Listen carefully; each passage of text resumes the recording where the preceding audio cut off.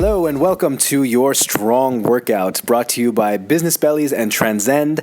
As you know, Phil and I are huge fans of HIIT, high intensity interval training, and we're also massive fans of bodyweight training. Now, bodyweight training is, it's exactly as simple as it sounds. It's using your body weight against you in order to get the best exercise possible.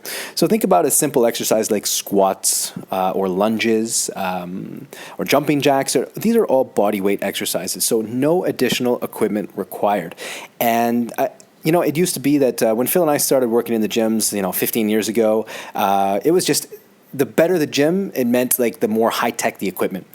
And what's really interesting, fast forward to 15 years to present day, and here we are, and the best gyms are the ones with the least equipment. And it's all about the trainer. It's all about the information, and it's all about the program design. It's not about the machine.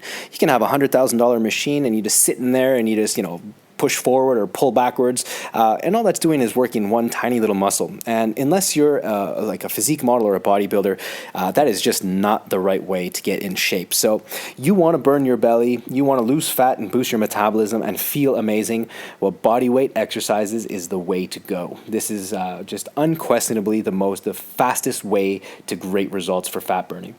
So I'm going to run you through a beginner.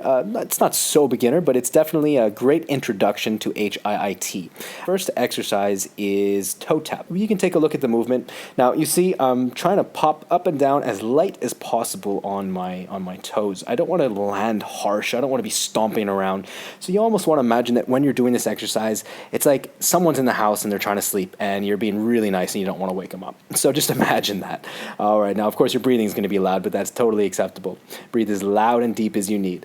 The idea here is just to keep popping, stay consistent, and just stay light on your feet, but don't feel like you have to lift your feet up that high. All right, so right here we have plank and side plank. This is a really great exercise. Now it's kind of slow and easy, but that's what it's all about. You don't need to always be going full throttle. Now there's exercises that are meant to be full throttle and ones that are meant more with connection and control, and this is definitely a connection and control. The more time you spend right here, you see my hand is facing up towards the sky, the more time you spend in that position, the more you're working the side of your abdominals. All right, now speaking about abdominals, we're moving over to another exercise that is using the trunk, so the core, to rotate. So you're using your legs as windshield wipers, and you're using your hands flat out by your side, which gives you stability. You can kind of push down against the floor with your hands while you're rotating your legs up and down. And this is a great exercise to really pull the abdominals, to give you a nice stretch and contract. It requires a lot of strength to pull the legs back up. Now, it's not only ab strength, it's actually lower back strength. And speaking of which, this exercise right here, although it is a leg exercise, there's tons of abs and lower back as well.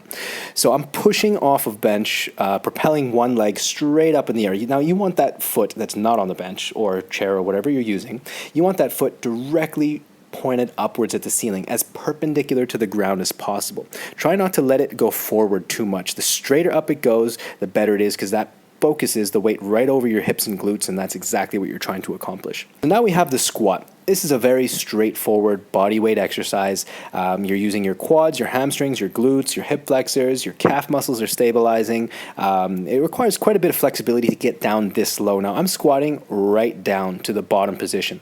In fact, actually professional squatters will go a little bit deeper in Olympic lifts, but this is as deep as you need to go. Do not feel like you need to go deeper. It wouldn't be dangerous, you don't need to.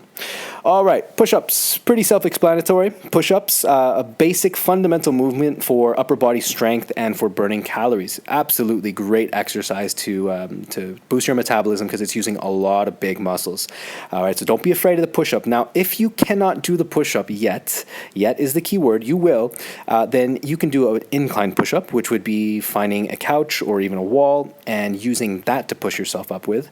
Or, of course, you can also do a push-up on your knees. Now, there's nothing wrong with knee push-ups, but it would be ideal to have your body in the extended position and find something on the incline. But absolutely no problem at all.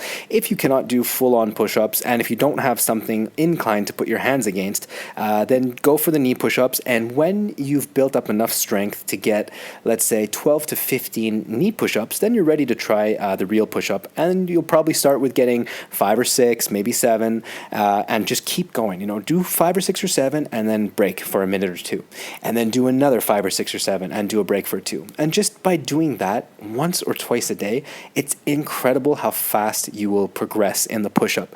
Now, the push-up is something you can be very proud of when you do accomplish that.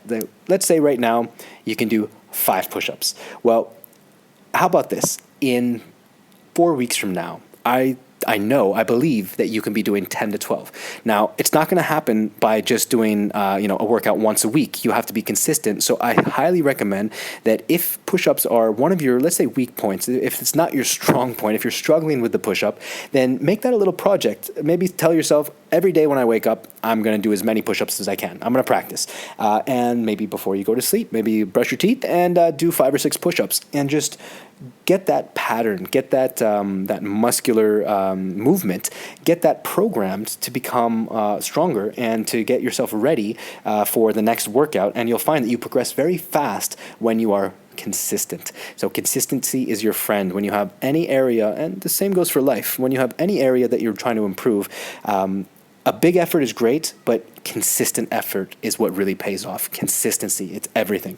All right, so enjoy your strong workout, and just watch the movements again if you feel like you need more explanation. Of course, I highly recommend that you really let this all soak in. You let it sink deep. Watch the movements and visualize yourself doing these movements, and listen to the explanation, and rewatch until you're really comfortable and confident that you're doing it the right way. All right, so thanks for joining us, and we'll see you when it's time to be stronger. I'm looking forward to that. All right, guys, we'll see you soon.